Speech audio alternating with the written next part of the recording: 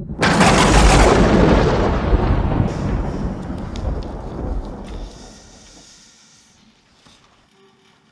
gusto adorar todos juntos. Me recuerda al cielo. Bueno, no me recuerda, me hace pensar en el cielo. Pero es importante y es bonito, ¿verdad?, adorar juntos. Ahora, ¿cómo tenemos que adorar al Señor? ¿Tenemos que cantar de pie o cantar sentados? ¿Tenemos que orar con los ojos abiertos o con los ojos cerrados? ¿Deberíamos usar todos los instrumentos posibles o cantar a capela? ¿Tenemos que reunirnos regularmente para adorar a Dios o está bien si nos quedamos en casa y vemos el culto por internet? ¿Tiene importancia hacer la Santa Cena con pan y vino o se puede hacer con Coca-Cola y galletas, por ejemplo? Bueno, algunas preguntas son más fáciles que responder que otras. Lo dejamos para pensar. Seguimos adelante con el estudio de los 10 mandamientos, donde estamos viendo cómo podemos crecer en unidad con Dios y con su pueblo. Y como ya dijimos, los 4 primeros mandamientos se centran en la relación entre Dios y su pueblo. Nos hablan de cómo el pueblo de Dios se tiene que relacionar con él. El primer mandamiento que vimos la semana pasada, os acordáis que decía, ¿no? No tengas otros dioses, ¿verdad? No tengas otros dioses además de mí o delante de mí. Lo que nos recuerda que es necesario adorar al Dios correcto, ¿verdad? Es necesario adorar al Dios único y verdadero. Lo que hoy vemos en el segundo mandamiento es que no es solo necesario adorar al Dios correcto, sino que es necesario adorarle de forma correcta, ¿verdad? El primer mandamiento nos dice que solo tendrás un Dios, el Dios de Israel, hay que adorar al Dios correcto, pero el segundo mandamiento vamos a ver que nos dice que es importante adorar de la forma correcta, adorar a Dios como Él quiere ser adorado. También vamos a ver la razón o el motivo por el cual tenemos que ser cuidadosos en nuestra adoración a Dios.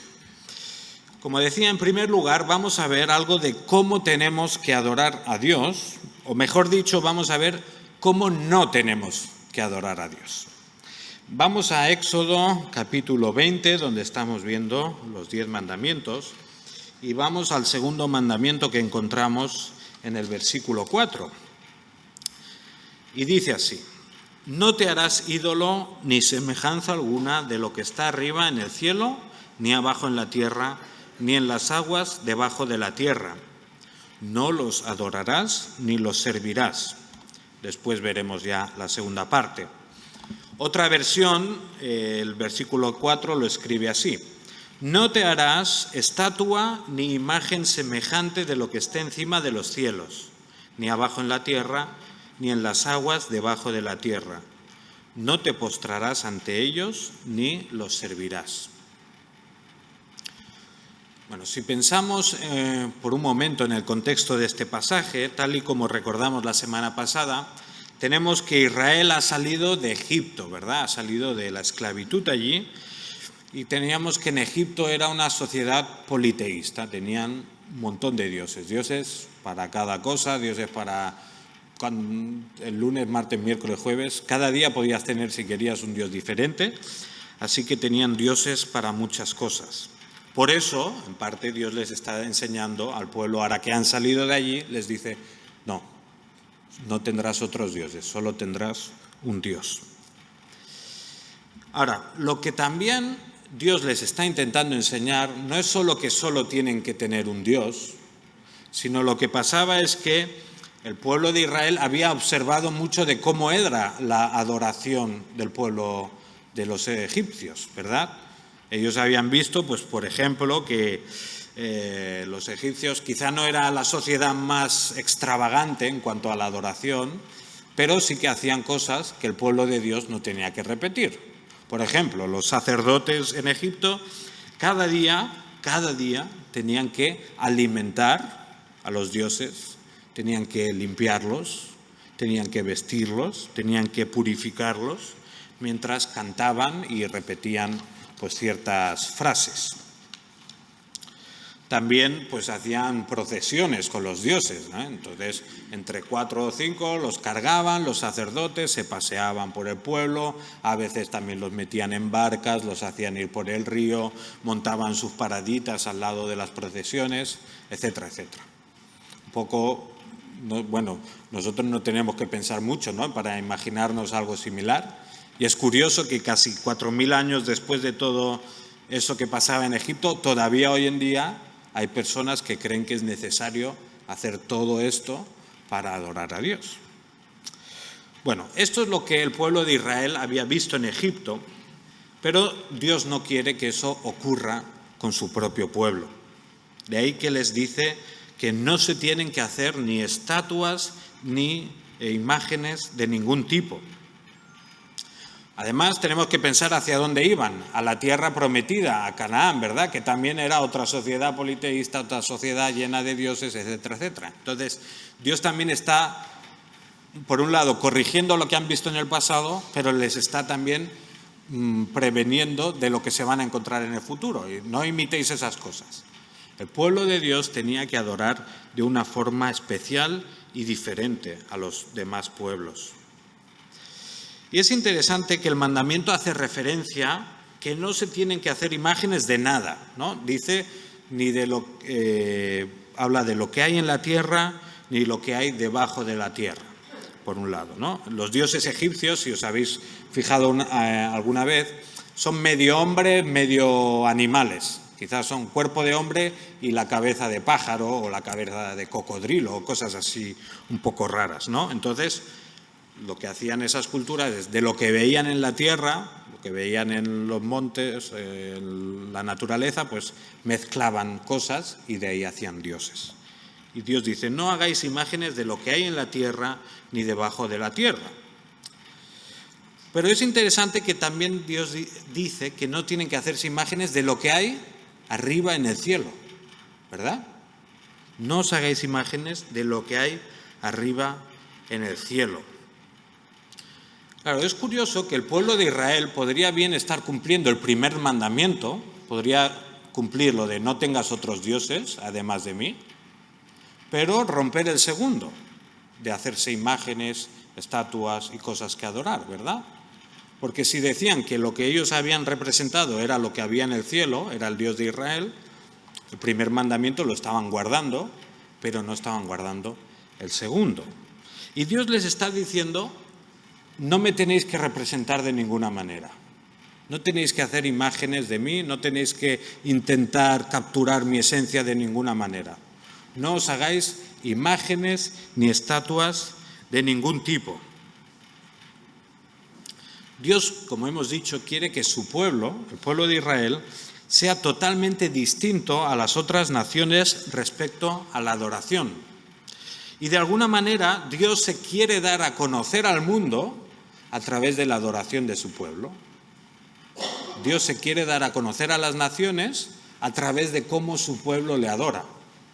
Esto es muy importante, ¿verdad? Porque entonces pone a la adoración en un lugar importante, no como algo secundario en nuestra vida, sino si a través de la adoración damos a conocer a Dios, es que la adoración tiene mucha importancia. Claro, los antiguos podían pensar, ¿no?, que era necesario hacer una estatua, tener algo físico, una imagen en la que te pueda evocar a ti algo para poder adorar correctamente. Pero Dios nos está enseñando que eso no es necesario, que lo importante en la adoración es que sigamos el patrón que Dios ha revelado en su palabra. Lo importante para adorar a Dios es lo que Él dice, no lo que nosotros creemos que necesitamos, sino lo que Él dice. Claro, esto nos sigue afectando hoy en día. Podemos pensar, bueno, eso era en el Antiguo Testamento, eso era para el pueblo de Israel, pero lo cierto es que todavía hoy en día a Dios le importa cómo su pueblo le adora, ¿verdad? El Nuevo Testamento pues, nos habla de muchas cosas. Por un lado, dice que su pueblo quiere que se junte regularmente, ¿verdad? Para animarse los unos a los otros, para cantar canciones, para cantar himnos, cánticos espirituales. Dios quiere que su pueblo se reúna para orar, ¿verdad? Para clamar a Dios. Dios también quiere que su pueblo se junte para escuchar su palabra, y por eso llama a algunas personas a enseñar a la congregación. Y bueno, Dios acaba diciendo muchas cosas sobre la adoración también en el Nuevo Testamento. Pero lo importante que nos tenemos que quedar en esta noche es que el segundo mandamiento nos está llamando a adorar a Dios de la forma correcta, adorar a Dios a su manera. Como decía, nos puede parecer, ¿no?, como que nosotros ya no corremos el riesgo de hacernos imágenes, ¿verdad? Al menos nosotros los evangélicos, otras ramas pues corren más peligro, ¿no? Pero nosotros tenemos muy claro, oye, aquí no tenemos imágenes, no tenemos santos, no tenemos historias de estas, ¿verdad? Pero aún así, el segundo mandamiento sí que nos implica y sí que tiene relevancia para nuestra vida. Por ejemplo, estas semanas previas a la asamblea de iglesia, pues hemos tenido que pensar, ¿no?, en varios casos de personas pues que quizá ya nos están reuniendo con nosotros, ¿no? Y algunos de ellos han abandonado la fe directamente, otros pues tienen problemas para reunirse, pero luego también hay personas que piensan que, aunque no están juntándose con el pueblo de Dios, están bien con Dios, ¿verdad? No sé si conocéis a alguno, pero hay personas que piensan que, bueno, que pueden adorar a Dios a su manera o de una forma en la que ellos creen conveniente, independientemente de lo que la Biblia dice. Claro, esto es peligroso, ¿verdad? Porque la palabra nos enseña, no, a Dios se le adora a su manera, no como nosotros queremos o nos apetece, ¿no? ¿Cuál es nuestro trabajo entonces como iglesia? Pues llegar a esas personas, ¿no? Que puedan darse cuenta de, no. En parte nos alegramos de que todavía tengas conciencia de que hay un Dios, de que le ames de alguna manera, pero es que es importante que entiendas que a Dios se le adora a su manera, no como nosotros queremos. Entonces, como iglesia tenemos que preocuparnos de estas personas, de ir a buscarlos, de hablar con ellos, de intentarles hacer entender, mira, la Biblia, ya sé que tú amas a Dios, pero la Biblia dice que tenemos que adorarle de esta y de esta manera. Entonces, te invito a que vengas, te invito a que lo reconsideres, a que lo pienses y que vengas a esta iglesia o cualquier otra, pero que no te separes de Dios y no le adores de una forma extraña, ¿verdad? El Antiguo Testamento nos habla de lo peligroso que es adorar a Dios de una forma extraña. ¿Os suenan los nombres de Nadab y Abiú? Bueno, depende de la versión, lo dice de una forma u otra. Pero eran los hijos del sacerdote Aarón, ¿verdad? ¿Y qué hicieron? Pues sí, adoraban a Dios, pero con fuego extraño. Hicieron mezclas raras en el incienso, hicieron pues cosas que no estaban prescritas. ¿Y qué acabó pasando? Pues fueron fulminados, murieron, ¿verdad? Hoy en día seguramente no pasa lo mismo, pero sí que nos tenemos que dar cuenta de lo importante que es adorar a Dios a su manera y no a la nuestra. Ahora, si seguimos avanzando en el mandamiento, vamos a ver por qué tenemos que ser cuidadosos con nuestra adoración, ¿no?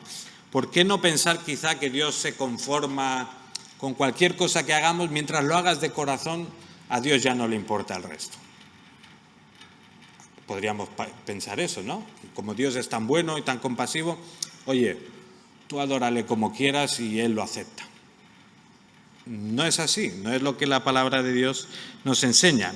Y si seguimos leyendo en Éxodo 20, el resto del versículo 5 dice: porque yo, el Señor tu Dios, soy Dios celoso, que castigo la iniquidad de los padres sobre los hijos hasta la tercera y cuarta generación de los que me aborrecen, y muestro misericordia a millares, a los que me aman y guardan mis mandamientos. El motivo por el cual es importante adorar a Dios como Él quiere es porque Él es un Dios celoso. Es tan celoso que castiga a aquellos que se apartan de Él y muestra misericordia a los que le aman y guardan sus mandamientos. Claro, esto hoy en día no suena muy bien, ¿no? Si hablamos de un Dios celoso, suena mal a nuestros oídos, ¿no? O al menos suena, si tú sales a la calle, oye, ven a adorar al Dios celoso. Es raro, la gente no va a querer venir a adorar a un Dios celoso. Claro, ¿qué pasa? Que la connotación de celoso que tenemos hoy en día como cultura, pues es la de alguien quizá dominador, alguien irracional, negativo, alguien que pierde el control y actúa de forma pues impulsiva, ¿no? Claro, tenemos que entender que esos no son los celos que está diciendo este versículo. Y cuando hablamos de que Dios es celoso, no pensamos en un Dios irracional o en un Dios impulsivo y que no tiene control sobre sí mismo. Es otra clase de celos los que habla la palabra de Dios. Cuando este versículo habla de que Dios es celoso, tenemos que pensar en dos cuestiones por las cuales Dios es celoso. En primer lugar, y ya hemos dicho varias veces estos meses, esta idea la hemos ido repitiendo, Dios es celoso de su propia gloria. Dios es celoso de su propia gloria. O sea, Dios desea profundamente que su nombre sea santificado, que su nombre sea glorificado, que se le reconozca por quien es, que se le ame por su ser. El deseo de Dios es que la gente le adore. Y entonces Dios es celoso de su gloria. Dios quiere que la gente le glorifique. Todo lo que ha sido creado, todo ha sido hecho para la gloria de Dios. Por supuesto, esto no significa que Dios necesite adoración, ¿no? Tenemos un Dios ahí inseguro que, necesito que me adore alguien. Ese no es el Dios que tenemos.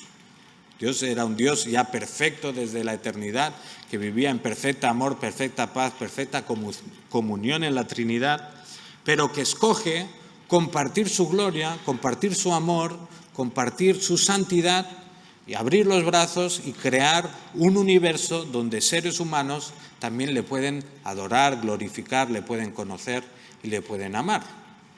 Entonces, Dios crea todo ese universo, Dios ha creado todas las cosas para ser glorificado, para que todo gire en torno a Él. Hay muchos pasajes en la Biblia que nos hablan de esto. Por ejemplo, Isaías 48:11. Por amor mío lo haré, porque ¿cómo podría ser profanado mi nombre? Mi gloria, pues, no la daré a otro, dice el Señor. Dios ha creado el mundo para su gloria, entonces Dios es celoso de su gloria. Por otro lado, cuando hablamos de los celos de Dios, podríamos decir que para cumplir ese primer propósito, ¿no?, de que su gloria sea manifestada, de que todo gire en torno a Él, Dios ha creado también a un pueblo destinado a glorificarle y a vivir centrado en Él, junto a Él, para siempre. Un pueblo que le ama de forma especial. Entonces, Dios es celoso de su pueblo porque lo ama profundamente, porque lo ama de una forma especial y exclusiva. De igual modo que un esposo ama o una esposa aman a su pareja de forma exclusiva y especial, Dios ama a su pueblo de una forma diferente, de una forma especial, ¿verdad? No sé, bueno, los que sois padres, a los que no son tus hijos, te pueden caer muy bien, los puedes querer mucho, pero el amor es distinto, ¿verdad? No quieres a tus hijos de la misma forma, en teoría, que quieres a los demás, porque son tus hijos. Esa relación lo hace especial y por eso hay un amor especial. Pues igualmente Dios ama de forma especial a su pueblo.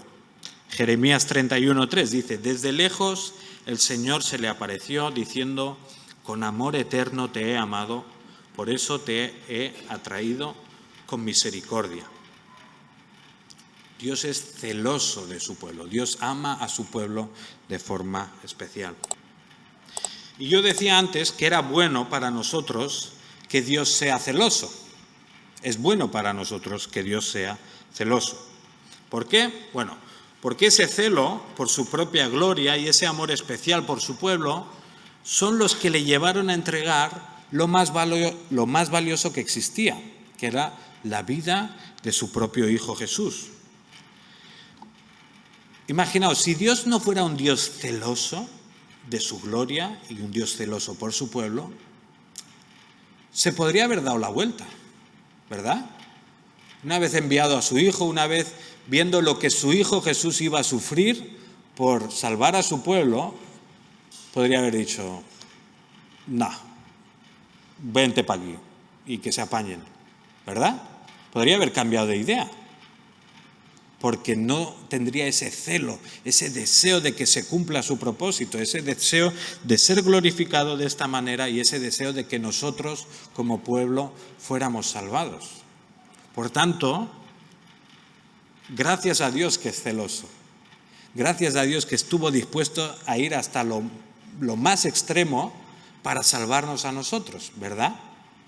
Gracias a Dios por eso. Bueno, es curioso pensar que algunos rechazan, ¿no?, esta descripción de Dios y huyen de pasajes como este, ¿no?, donde Dios aparece como celoso, en otros lugares donde Dios aparece como muy justiciero. Algunos incluso dicen, no, el Dios del Antiguo Testamento hay que olvidarlo y solo tienes que centrarte en Jesús, en su amor y en su compasión. Pero esa no es la imagen de Dios que toda la Biblia nos da. ¿Y sabéis cuál es el problema de las personas que rechazan estos atributos de Dios o estas partes de Dios que no les gustan tanto? Pues el problema de estas personas es que acaban quebrantando el segundo mandamiento. Acaban haciéndose un ídolo.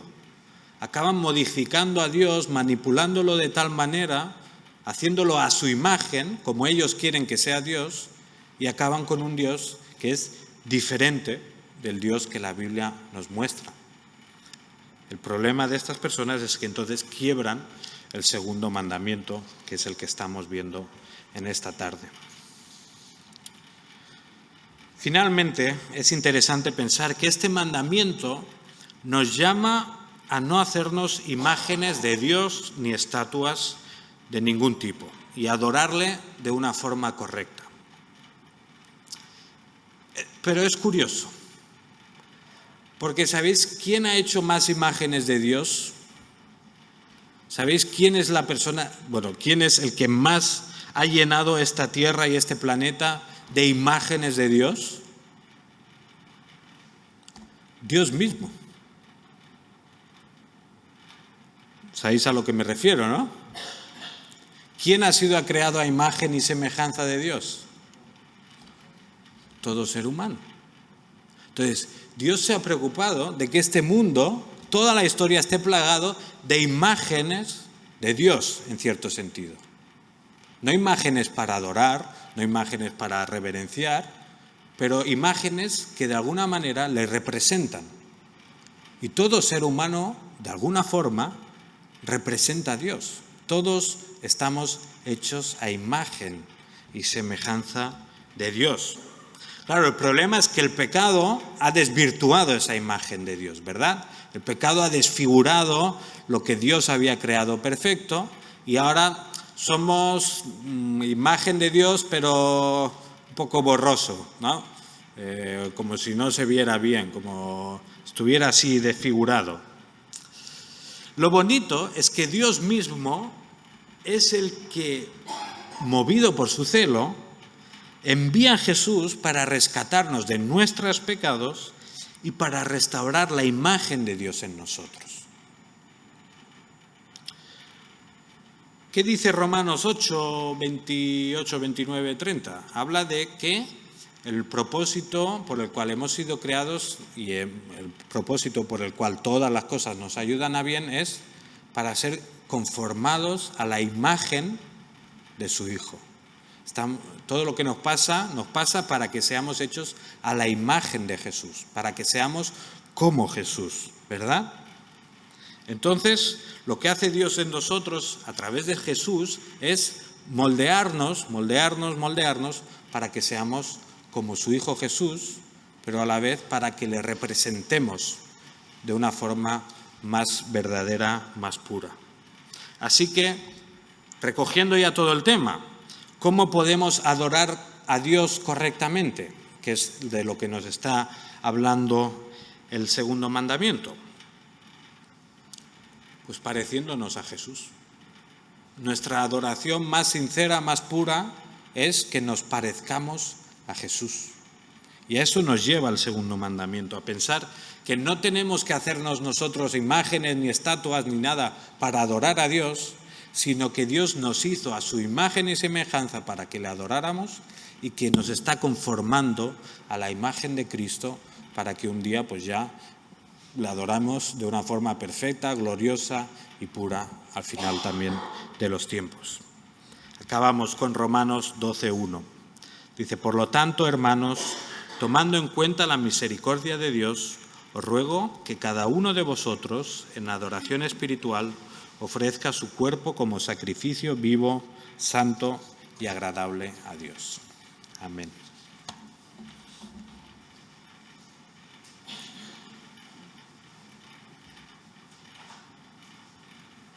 Muchas gracias, Eric. Bienvenidos a los que se han sumado para que podamos seguir honrando a nuestro Dios. Él es digno. Y que ahora podamos expresarnos en oración, un poco reaccionando a lo que el Señor ha puesto en el corazón de Eric, que Él ha hecho todo para su propia gloria y especialmente a nosotros, todos sus hijos, aceptos por medio del amado, el Señor Jesucristo. Te pido que oremos al Señor, un poco respondiendo a la meditación que hemos escuchado.